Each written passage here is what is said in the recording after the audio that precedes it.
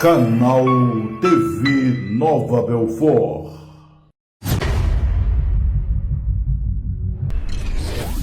O canal TV Nova Belfort apresenta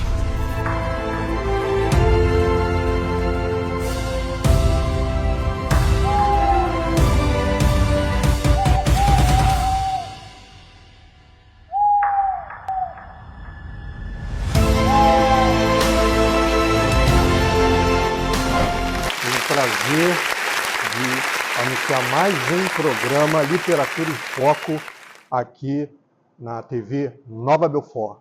E na edição de hoje, nós vamos conversar com uma pessoa muito querida, que eu conheci há pouco tempo, mas que já pude ter o prazer de ter contato com a sua obra, que é o Marcel Peixoto. Pode entrar, Marcel, vem. Fala aí, tudo bem? Tudo bom? Tudo bom? Obrigado. Pode sentar-se. Bom estar aqui com vocês. Vamos lá, Marcel. A gente faz um programa dividido em duas partes, em que nós começamos a falar sobre a vida e a obra do nosso convidado, no caso hoje você. Sim. Tá? E depois, na segunda parte, nós vamos falar sobre o autor, sobre o qual você escolheu para falar, né? Uhum. Que também era um autor que eu não conhecia, mas que tive o prazer de ver que é bastante atuante, tem uma obra vasta sobre a cultura brasileira, né? Sim, sim. Principalmente a cultura carioca. A cultura carioca. É o carioca da gema. O carioca da gema, né? Que é o Luiz Antônio Cima, mas fica para depois. Antes, vamos brindar a literatura, tá bom? A gente sempre faz isso, é tradicional, a literatura, tá? Essa grande invenção do ser humano, a maior de todas depois da roda. Maravilhoso. Pode colocar aí do seu ladinho, tem um banquinho aí, tá ótimo. Serve de porta-copo. Perfeito. Então, Marcel, mas o que a gente vai fazer de início é falar sobre a sua biografia, né?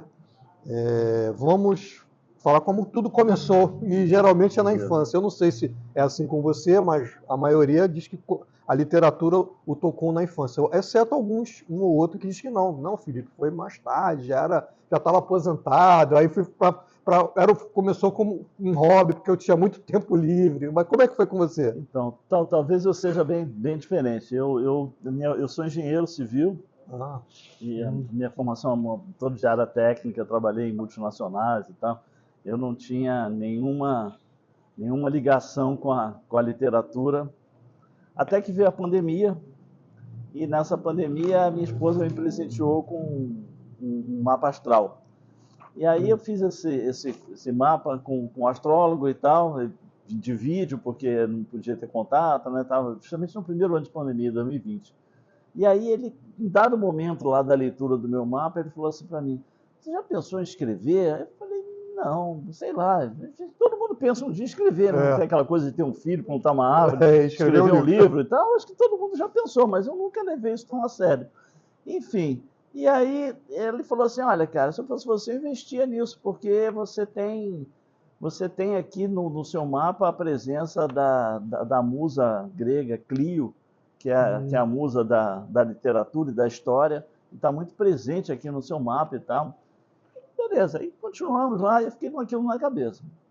Eu sou um bandista e, como um bandista, eu acabo como um médium, né? O médium é aquele que faz a mediação entre o plano terrestre e o plano espiritual. E aí eu acabo tendo contato com alguns seres que me acompanham e tal. E num sonho, o pai João, que é um preto velho, que viveu o período de escravidão e tal, eu encontrei com ele nesse sonho, um desdobramento que a gente faz, e ele me perguntou assim: você realmente quer escrever um livro? Lembrando, né, como me acompanha, ele sabe o que tinha acontecido. E eu falei: pai João, quero. Ele falou: pô, mas olha, vai mexer muito com você, vai mudar a sua vida se você resolver. Eu falei: não, eu gostaria de escrever. Ele falou: então eu vou te contar uma história. E quando é que a gente começa? Ele falou: calma, a hora certa você vai saber. Aí quando chegou no dia 20 de novembro, isso aconteceu, o mapa foi no final de julho, início de agosto, eu tive esse sonho tipo em setembro. Quando chegou no dia 20 de novembro, que é o dia da consciência negra, eu peguei meu laptop, sentei na minha varanda, e aí veio aquela mensagem dele: vamos começar a escrever o livro hoje. e ele começou a me intuir sobre esse livro. Primeiro ele me contou, de um modo geral, como é que seria a história, mas eu não sabia como é que ela ia transcorrer. E ele abrindo para mim como se fosse uma tela mental. Eu via como se fosse um filme. E assim, eu sentei e aí comecei a ver um porto. Aí ele vai falando para mim, ó, esse é o Porto de Lisboa, a família está se despedindo, o pai está vindo para o Brasil para ter uma fazenda e tal, a família vai ficar. E aí eu começo a escrever essas coisas, né?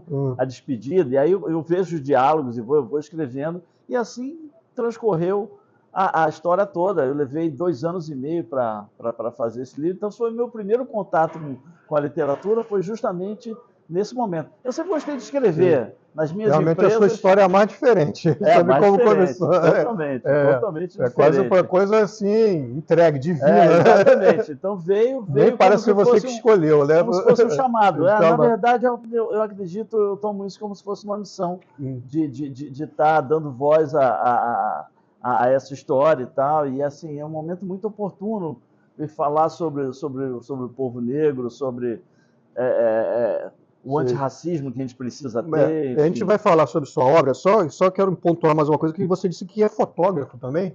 Sim.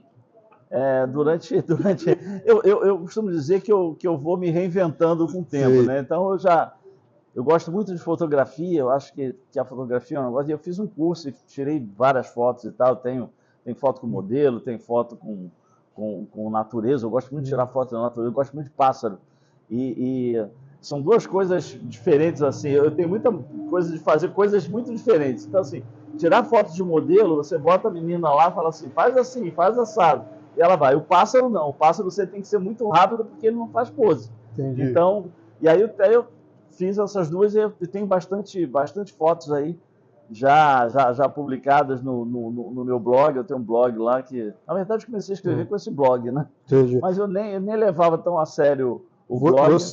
Você também entrou na fase do blog? Começou com blog ou não? Com blog, em 2013 eu criei um blog. E aí mas era um blog, eu chamo de fotoblog, né? Porque era um blog que eu estava querendo amarrar com a fotografia. Então eu tirava uma fotografia e escrevia um textinho sobre aquela fotografia. E aí me propus a fazer isso durante 1 ano, diariamente. E era uma loucura, porque tinha dia que eu não tinha o que fotografar, eu chegava em casa, pegava um ovo, tirava uma foto do ovo, escrevia alguma coisa sobre o ovo, pesquisava. Mas vem cá, você também é agente cultural no município de Nova Iguaçu agora? Sim, aí agora, depois do lançamento do livro, eu tive contato com a Fundação Educacional Cultural, a FENIG, e eles me indicaram aleatórios, e aí eu comecei no aleatórios no ano passado. Nunca tinha escrito um conto na minha vida, e aí era um desafio. Falei, pô, escrevi um livro, agora escrevi um conto, que é um negócio, contar uma história bem condensada numa página de A4. E aí eu escrevi, o primeiro conto que eu escrevi era um conto infantil. Eu falei, caramba, e agora? E aí a gente, como tem um preto velho que acompanha a gente tem uma criança também que acompanha a gente. E aí a criança falou assim, tiozinho, vamos fazer esse livro. E aí começou a me dar ideia, e eu escrevi O Peixinho Dourado, e apresentei no Aleatórios. Foi o meu primeiro conto apresentado lá, ninguém me conhecia, cheguei lá, fui muito bem recebido, diga-se de passagem, mas eu não tinha nenhuma experiência. Aí, no Aleatórios, eles votam em qual conto que é o mais interessante, e o Peixinho Dourado falaram assim, ó, vamos votar no segundo, porque o Peixinho Dourado já ganhou, e ele foi o mais votado mesmo. Mas antes de você continuar a falar, que nós vamos entrar agora no segundo bloco, você vai falar bem sobre suas obras, inclusive sobre o Peixinho Dourado, mas é depois dos nossos comerciais, vamos para o break.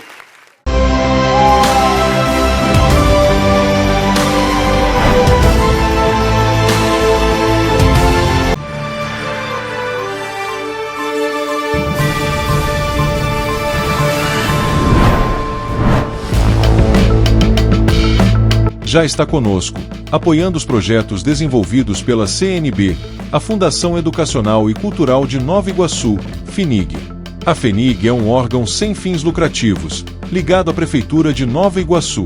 Criada em 1975, a FENIG atua nas áreas de educação, cultura e social, desenvolvendo diversos programas para a valorização da cultura local, como o Festival de Artes e o Programa Municipal de Artesanato.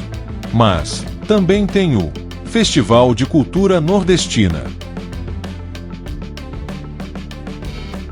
oficinas, feiras, galeria de artes e muitos outros. Ou seja, FINIG Arte e Cultura, Fundação Educacional e Cultural de Nova Iguaçu.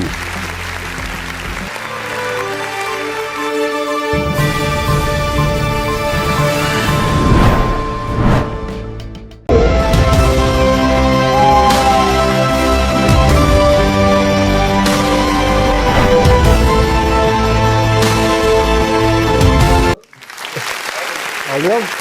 Então, retornando nossa conversa com o Marcelo Peixoto, ele já estava começando a falar das obras dele, e agora eu queria que você, de fato, entrasse nas suas obras. São duas, né? Você estreou... São duas obras. São duas obras. Você estreou com o Peixinho Dourado ou com o romance? Não, estreiei com o Verso da Escravidão. Então fala um pouco desse que livro, foi como é que em- foi o processo de criação dele. Então, o como é processo que de ele criação tá? foi justamente isso que eu já tinha começado a falar. É um livro que é intuído. Essa história, na verdade, não foi uma história que eu criei. Deixa eu mostrar aqui para o nosso público. Aqui, ó. É uma história que foi intuída. Isso ele tira, depois ele edita, ele tira. Tá, pode. Então, o Verso da Escravidão é uma história que foi intuída pelo espírito do Pai João, e eu conto essa história aí. E foi um livro que me tomou um tempo grande. Eu aproveitei a pandemia, comecei a escrever ele no dia 20 de novembro de 2020 e fiz o pré-lançamento dele no dia 20 de novembro de 2023. Eu levei 2 anos e meio escrevendo, mais alguns meses para achar uma editora, negociar e fazer a produção do livro.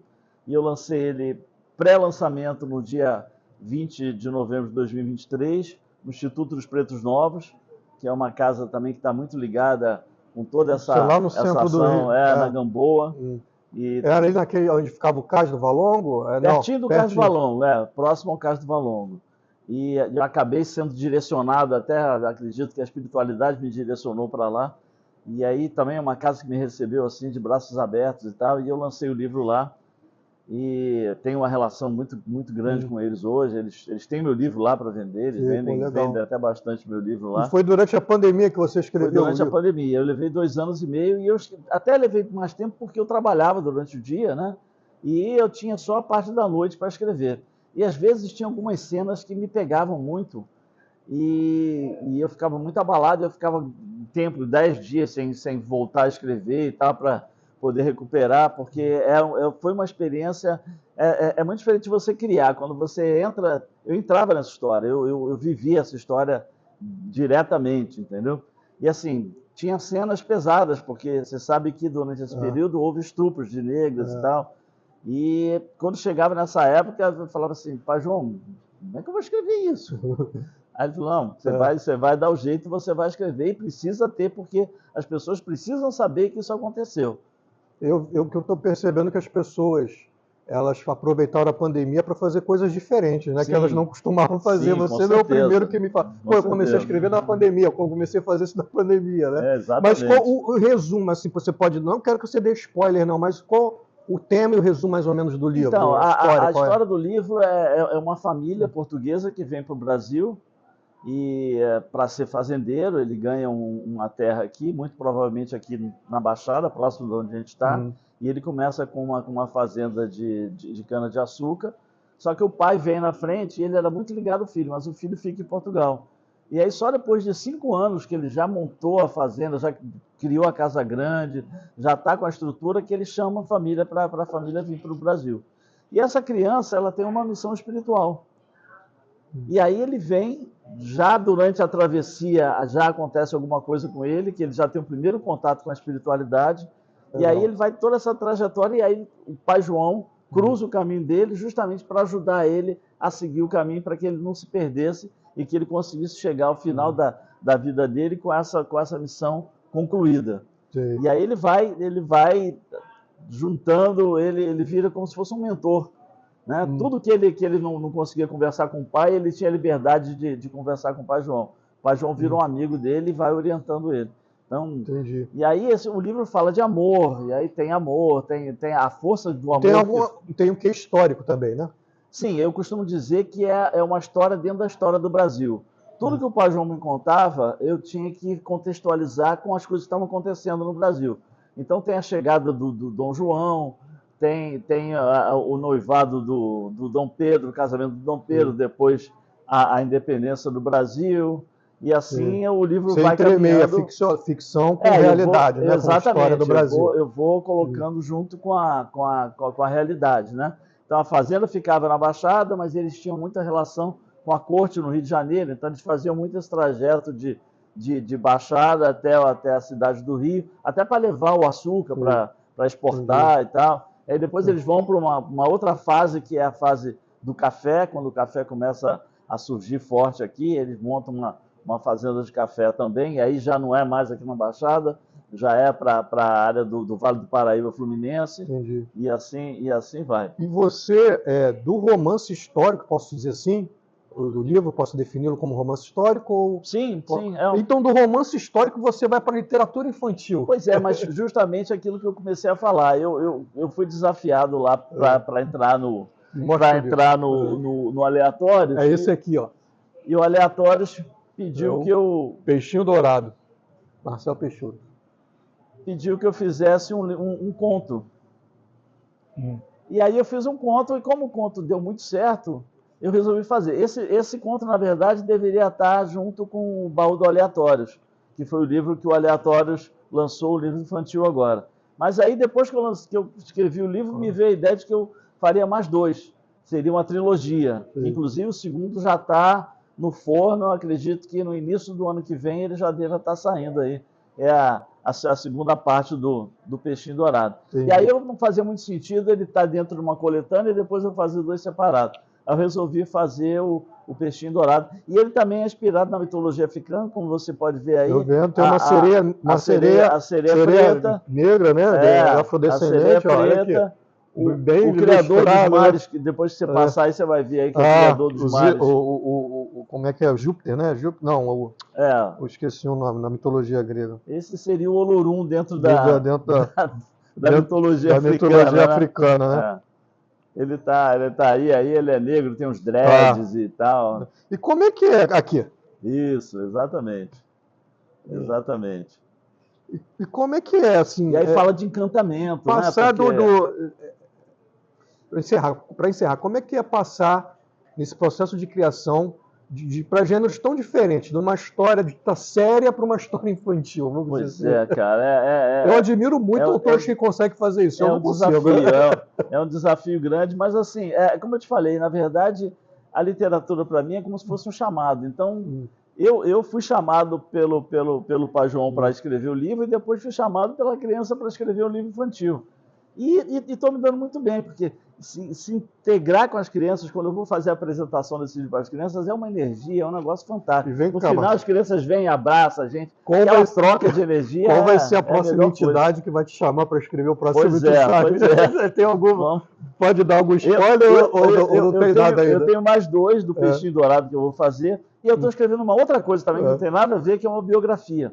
Eu tenho uma senhorinha que ela tem vai fazer 85 anos, e ela me pediu para escrever a história dela, e a história dela é uma história fantástica e tal. Quando eu lancei o livro, ela falou assim: meu filho, você não quer escrever minha história, não? Eu comecei a conversar com ela, me interessei, porque é uma história realmente que eu acho que o leitor vai aprender muito com ela. E ela falou assim: eu queria deixar um legado, quando eu for embora, do que é uma vida sofrida, e assim, com tudo que eu passei na vida, eu sou uma pessoa feliz. E eu vejo hoje essas garotadas aí, brigou com o namorado, quer morrer, quer suicidar, E eu passei por tanta coisa e consigo ser feliz, então eu queria deixar isso. E isso me tocou profundamente, e eu estou desenvolvendo, eu acredito que até o final do ano eu devo estar terminando essa biografia para lançar junto com o Peixinho Dourado 2 em 2026. Valeu. Nós conversamos aqui sobre a vida e a obra do Marcel, mas a conversa não terminou. Depois do break dos nossos comerciais, nós vamos voltar falando sobre o autor que ele escolheu para falar, que é o Luiz Antônio Simas, tá bom? Depois dos nossos comerciais.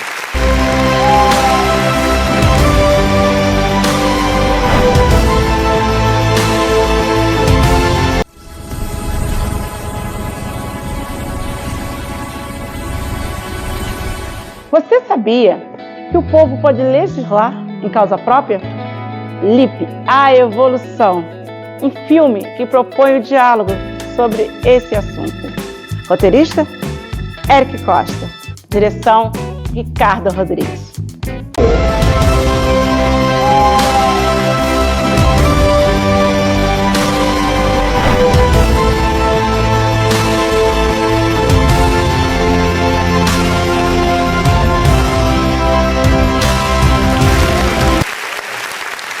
Então, retornando a nossa conversa muito agradável, uma conversa muito agradável que eu estou dando aqui com o nosso querido Marcel Peixoto, ele que é o bandista, né? Isso. Pai de santo também. Não. É o quê?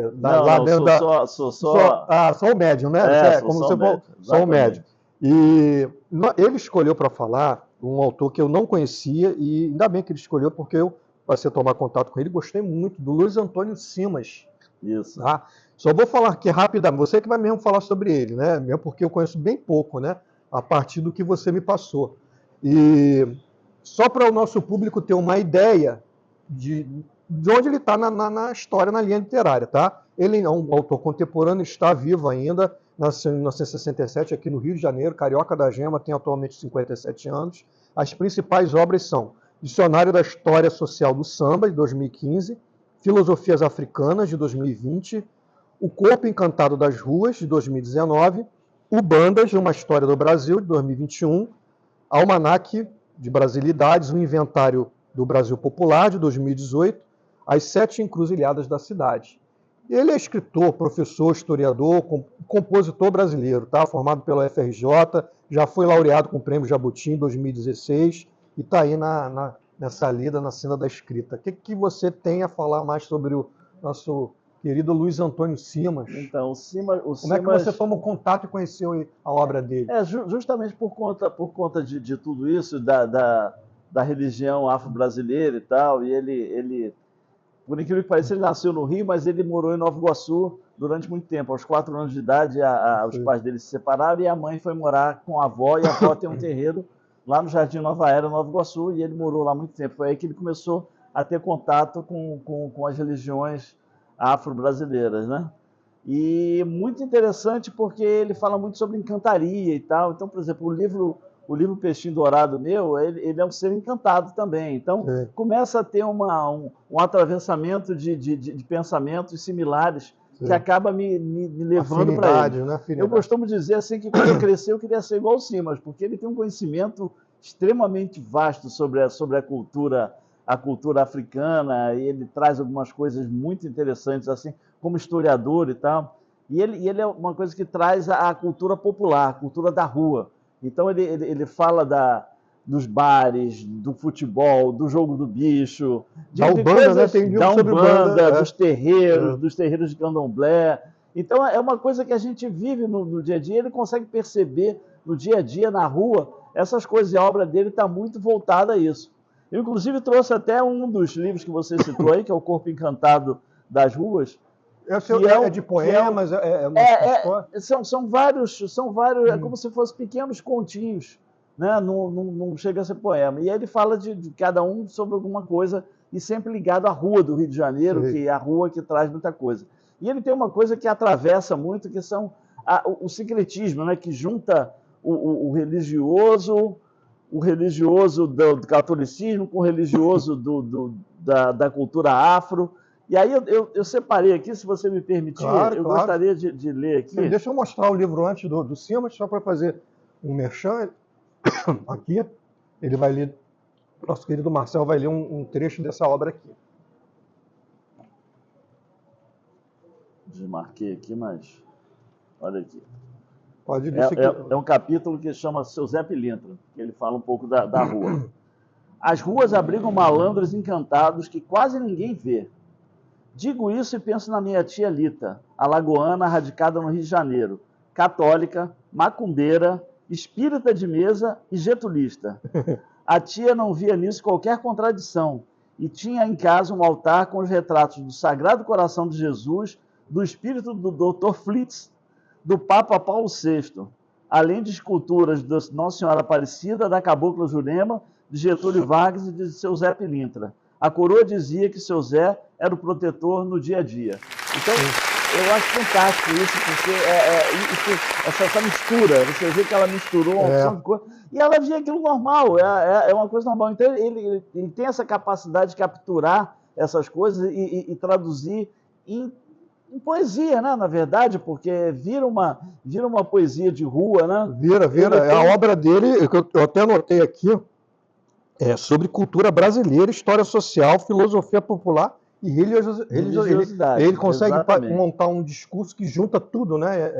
E o samba, né, que é uma coisa que está muito ligada, ele está muito ligado à cultura africana. Então ele ganhou junto com o Ney Lopes o Prêmio Jabuti num livro que fala sobre samba enredo, que é a história toda. Então você vê hoje os sambas enredos falam muito, tem muitas palavras iorubais, inclusive, e tal. E ele tem um Instagram muito interessante que ele vem sempre explicando para a gente o que é cada palavra daquela. Tem um dicionário. Como se fosse um dicionário. O Ney Lopes tem um dicionário iorubá, que eu também tenho. Era um outro autor também que eu acho muito interessante e tal. Mas o Simas me atravessa um pouco mais por conta disso. Então, eu acho ele falando. E é de Nova Iguaçu, praticamente, né? Então, tem uma relação forte. Eu vi aqui que ele vai até ser homenageado por uma escola de samba acadêmicos de abolição. Isso. Ele foi homenageado em 2023 pela Escola Acadêmicos da Abolição com o enredo Bato Tambor Logo Existe. Exatamente. Bato Tambor Logo Existe. E ele é interessante que... isso é uma paródia do famoso Penso Logo Existe do Descartes, né? Aqui para isso é Bato Tambor. Shakespeariano, é um afro-shakespeariano, vamos dizer assim. Então, e ele dá umas aulas, às vezes, nos bares, cara. É muito interessante porque não é uma coisa acadêmica. Ele senta no bar e dá uma aula. Está tomando cerveja e está escutando a aula de história dele. Ele está falando de tudo que aconteceu no Rio, da cultura africana, enfim. Ele resgata muito isso. Então, isso bate muito com o que eu penso, com o que eu gosto. E por isso que eu escolhi ele até para ser um pouco diferente, aí sair da mesmice aí, dos medalhões aí que todo mundo conhece, né? Não, mas ele já tem uma obra, pelo que eu vi aqui, bem consistente, né? Com certeza.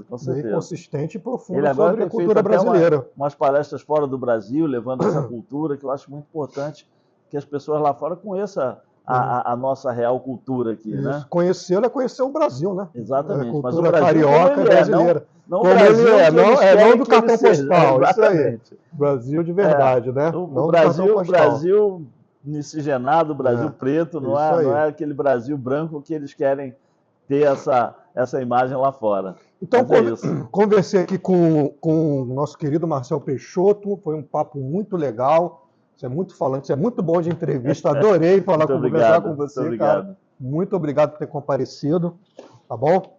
Um prazer. Obrigado mesmo. E você pode continuar sua trajetória aí como escritor. Tá bom? Valeu.